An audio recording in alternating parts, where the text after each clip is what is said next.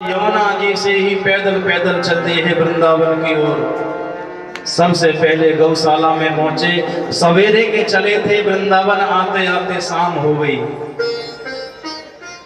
गौशाला में भगवान गोचारण करके आए थे, गायों को बांध रहे थे। भगवान के केसों पर ब्रजरज लगी हुई थी। उस ब्रजरज के द्वारा भगवान की शोभा अति कमनीय थी, अति शोभनीय थी। अक्रूर जी ने भगवान के स्वरूप के दर्शन किए और जैसे ही ठाकुर जी ने मुड़कर के देखा तो अक्रूर जी खड़े हैं, दौड़े दौड़े आए, बोले काका जी आ गए, काका जी आ गए। अरे मथुरा वाले काका जी आ गए। अक्रूर जी ने कृष्ण और बलराम दोनों को हृदय से लगा लिया। कृष्ण और बलराम दोनों अक्रूर जी की उंगली पकड़ के उन्हें नंद भवन में लाए। नंद भवन की भव्यता पिता को देख करके बड़े प्रसन्न हो गए अक्रूर जी महाराज। नंद बाबा से मिले, मैया यशोदा को प्रणाम किया। मैया यशोदा ने कन्हैया का मुख प्रक्षालन किया, कन्हैया को दूध पिलाया। अक्रूर जी ने देखा कि मैया तो अपने लाला से बहुत प्रेम करती है। जब उन्हें यह ज्ञात होगा कि मैं कृष्ण और बलराम को लेने के लिए आया हूं तो उनके मन पर क्या गुजरेगी, वो क्या विचार करेगी, क्या सोचेंगी। लेकिन फिर भी कहना तो पड़ेगा कि मैं कृष्ण और बलराम को लेने आया हूं। और इसमें झूठ भी क्या है, ये सत्य है कि कृष्ण और बलराम इनके बेटा थोड़े हैं, वो तो देवी के वसुदेव के पुत्र हैं। लेकिन मैया यशोदा को ये पता नहीं है कि अक्रूर जी क्यों आए हैं। मैया यशोदा ने अक्रूर जी के लिए सुंदर भोजन बनाया। दोनों भैयाओं ने काका जी के साथ में भोजन किया। मैया कहने लगी, लाला तुम दिन भर के थके हारे हो, तुम जाकर के कक्ष में विश्राम करो। कन्हैया कहने लगे, मैया मोर तेरे बिना नींद नहीं आवे, मैया तू भी चलना, मैं तेरे ही साथ में सोऊंगा। मैया कहने लगी, लाला मैं अभी आती हूं, तुम चलो। नंद बाबा मैया यशोदा अक्रूर जी के पास में बैठ गए। नंद बाबा ने अक्रूर जी से पूछा, अक्रूर जी मेरे मित्र वसुदेव कैसे हैं? हमारी भाभी देवकी जी कैसी हैं? इतने पे यशोदा जी ने कहा, वो कैसी होंगी कि जिसके 8 बेटा हुए और वो भी मृत्यु को प्राप्त हो गए, तो उस मां की दशा कैसी होगी? वो तो बेचारी रात दिन रोती होंगी। अक्रूर जी ने कहा, भाभी श्री उनके 8 के 8 बेटा नहीं मारे गए, उनके 2 बेटा अभी जीवित हैं।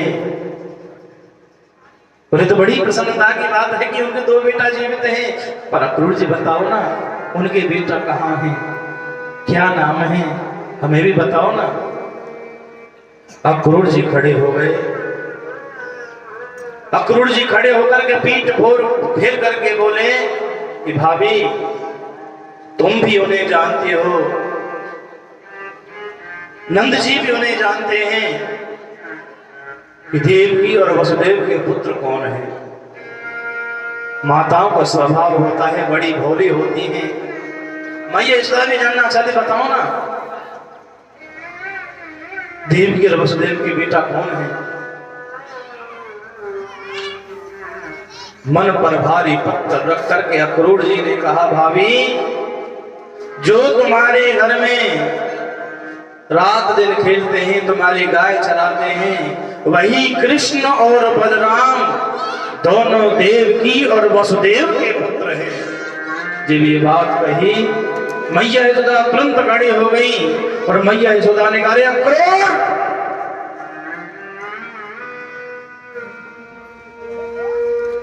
तुम ये क्या कह रहे हो, तुम्हें आभास भी है, तुम्हें ज्ञान भी है।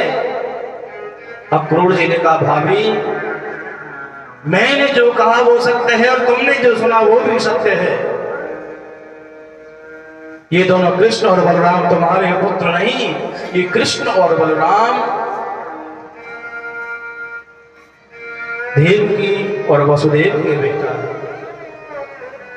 आंखों में आंसू ले आई। मैया यशोदा कहने लगी, रे अक्रूर, तुम्हें ये कहते लज्जा नहीं आई? तुम्हें ये कहते जरा भी जोर नहीं पड़ा कि कृष्ण और बलराम मेरे बेटा नहीं है? भले बलराम रोहिणी का बेटा है, लेकिन मैंने इसे कभी रोहिणी का नहीं समझा, इसे भी मैंने अपना ही पुत्र समझा है। अक्रूर, तुम एक माँ के हृदय को क्या समझो? माँ की पीड़ा को तुम क्या जानो?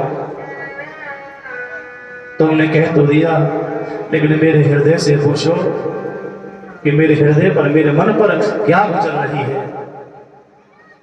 यशोदा मैया जैसे ही खंबे को पकड़ करके खड़ी हुई, एक चक्कर सा आया, धड़ाम से पृथ्वी पर गिर पड़ी।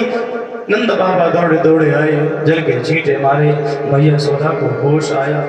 तो मैया यशोदा रोते रोते कहने लगी, नंदराय जी, आप ही कहो ना अक्रूर से, अक्रूर से कहो ना, अक्रूर ने जो भी अभी कहा है वो सब झूठ है। अक्रूर जी कहने लगे, भाभी मैंने जो भी कहा वो झूठ नहीं, वो बिल्कुल परम सत्य है। मैया यशोदा खड़ी हुई, लड़खड़ाती हुई आज गोविंद के पलंग के पास में आई।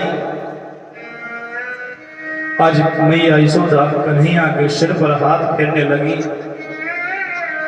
मन में सोचने लगी, रे कृष्ण, तू सुबह मुझे छोड़ करके चले जाएगा, मैं तेरे बिना कैसे रह पाऊंगी।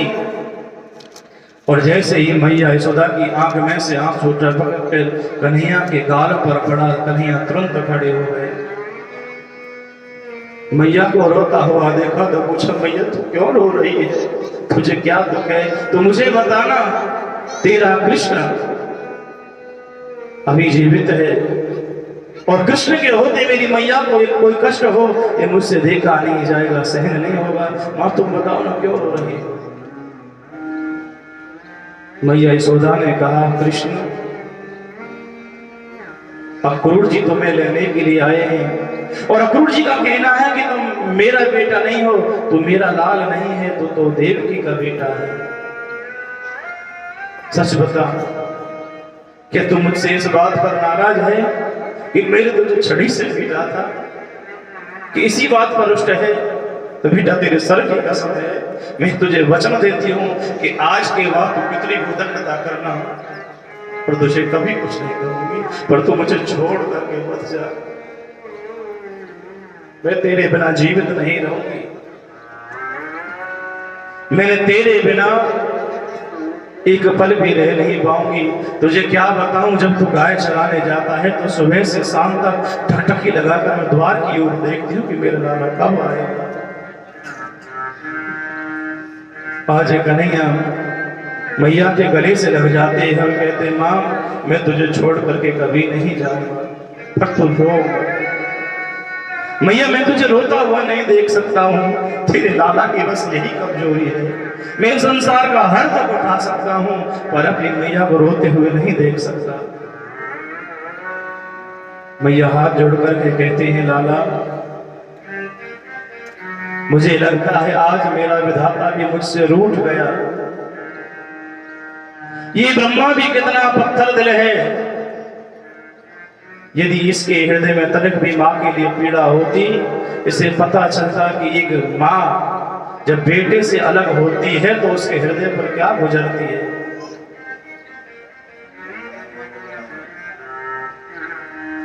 कन्हैया मैया यशोदा के आंसू पहुंचते हैं और कहते, माँ मैं तेरा ही लाल हूं। मैया यशोदा को तुरंत वो स्मरण हुआ जो अक्रूर जी ने कहा था कि सुबह मैं इन्हें लेकर के जाऊंगा कृष्ण और बलराम को। तो मैया का मन फिर से विचलित हो गया, कहने लगी, बस मुझे तेरी भी बातों का भरोसा नहीं, तू भी एक नंबर का जोड़ा।